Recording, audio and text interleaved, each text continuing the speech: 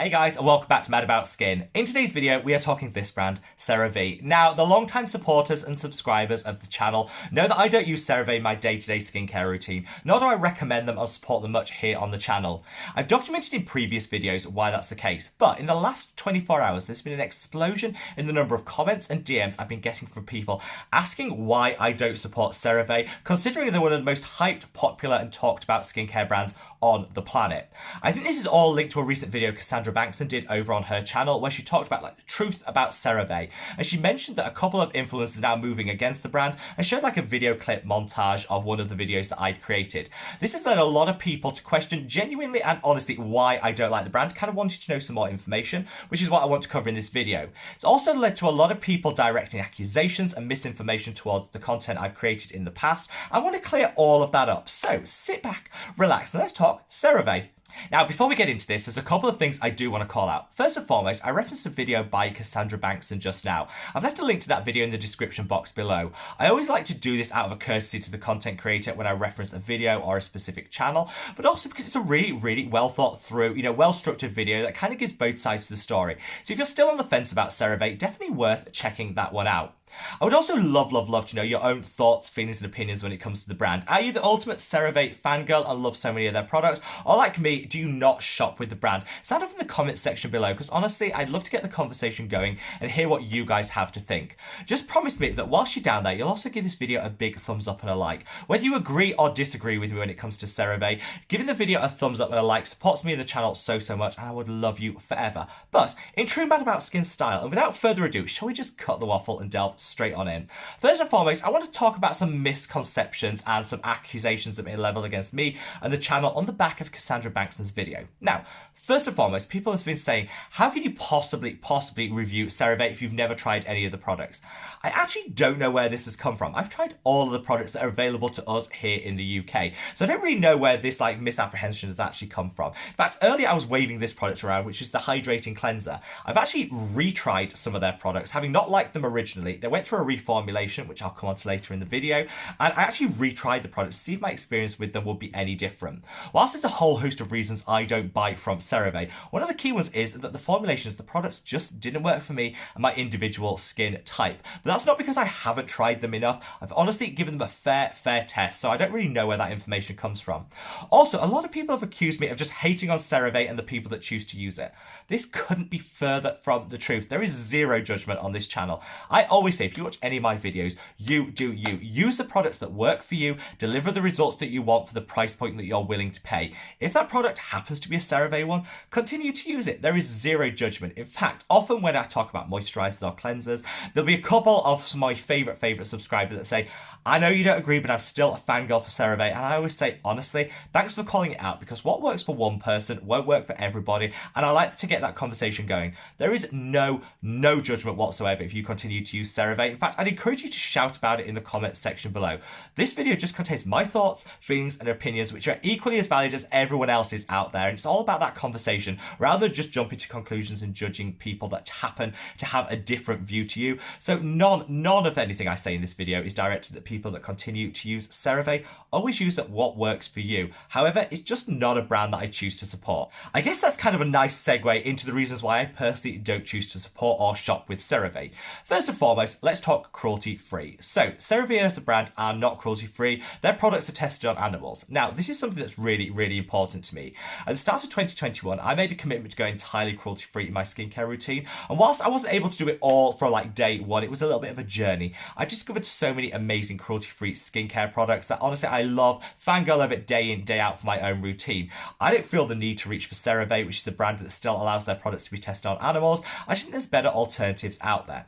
However, it's always worth calling out that cruelty-free isn't the #1 consideration for everyone when it comes to purchasing skincare. That's absolutely fine. It might be my #1 consideration, but it doesn't mean everyone else has to feel the same way. It's all about doing what's right for you and your own ethical considerations.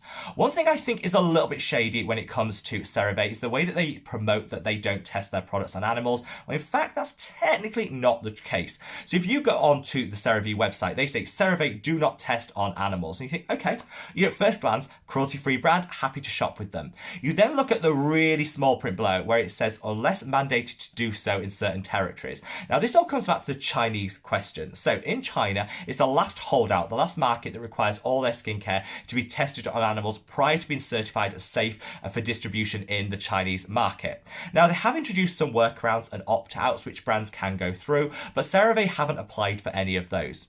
Now, CeraVe actually hand their products over to the Chinese authorities to test them on their behalf. So when they say CeraVe do not test on animals, actually, they are telling the truth. As a brand, they personally don't test on animals, but they do hand over their products to be tested on animals so that they can access the profit, the coin from the Chinese market. I think this is a little bit duplicitous, a little bit shady, and I think this is why, I would actually say that CeraVe in a lot of ways are worse than some of the other brands that just test on animals and have done with it. The fact they're almost claiming not to implies that they know that their consumer base really is against animal testing, but they're not willing to go, do the extra mile or give up some of their profit to be able to match what the consumer expects, so they kind of cover the fact they do it. Seems a bit shady to me. Like I say, it won't be the number one reason that everybody chooses not to shop CeraVe, but for me, it was just a huge no-no and really one of the main reasons I don't reach for the brand. Second reason comes down to price point. Now, I know a lot of you are out there thinking price point is like the cheapest brand out there. Not here in the UK and Europe, it isn't. So when I filmed previous videos and I've called out the price, a lot of people have read me to filth, and maybe I didn't clarify it clearly enough. In the North American market, CeraVe is very much a drugstore and affordable brand. You get a whole lot of product for rock bottom prices. And that leads to a lot of people to say, actually, for the formulation you're getting, for the price they're charging, it's a really, really good match. Here in the UK, you pay roughly double the dollar equivalent to purchase CeraVe. I actually don't know why this is the case, because they're owned by L'Oreal, which is a multinational corporation, so I thought they'd have a fairly standard price point across the globe. This just isn't the case. So when I talk about the price point, I'm looking at the formulation and saying I honestly don't think the formulation is good enough to justify the higher price point. I'm talking specifically about the UK and the European market. You might have a different opinion of this if you're shopping out of North America, but here I think for a very basic formulation, they're actually asking for you to pay a whole lot more. Some of the other more affordable drugstore options on the market, which again is another reason why I don't particularly reach for them. Reason number 3 comes back to their reformulations. So CeraVe were ride or die holy grail products for a lot of people, and then around 12 months ago they decided they were going to do a reformulation. I actually don't mind brands reformulating their products, to keep ahead of technology developments, different ingredients, to keep your product current. I actually think reformulations can be a good thing for us, the consumer. However, the way that CeraVe went about it, I think just left me feeling a little bit cold to the brand. So they listened to consumer feedback and took out the parabens, which are the preservatives in a lot of their products. Look, I'm not going to knock, whilst I don't have a problem with parabens, I'm not going to knock CeraVe for listening to consumer feedback, and I think this reformulation has been broadly well received from a lot of people. However, at the same time as removing parabens, they also tweaked a whole lot of the other ingredients and way that their products are formulated. I think the one that caused the biggest issue was the niacinamide levels. In some products, they actually doubled the amount of niacinamide in their product, but mentioned this to no one. There was no great fanfare the way that they did when they announced they were removing parabens, which meant that a lot of people that had used CeraVe successfully for years suddenly found that the products were working a little bit differently. They might be breaking out, whereas they previously hadn't. They might have redness, peeling, and sensitivity. Niacinamide can cause all of these things in higher concentrations, and I think that the way that CeraVe went about this without informing the consumer, again, just feels a little bit shady and underhand.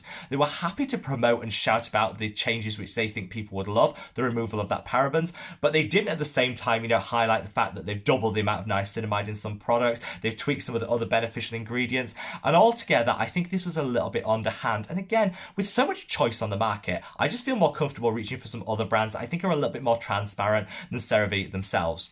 Finally, let's come on to the expectations versus actual outcomes. Because CeraVe is so hyped here online, over YouTube, Instagram, Reddit, everybody just seems to love it and says, honestly, the CeraVe products will cure every single issue that you have with your skin. So of course, people go into these, myself including, expecting like outrageously amazing results.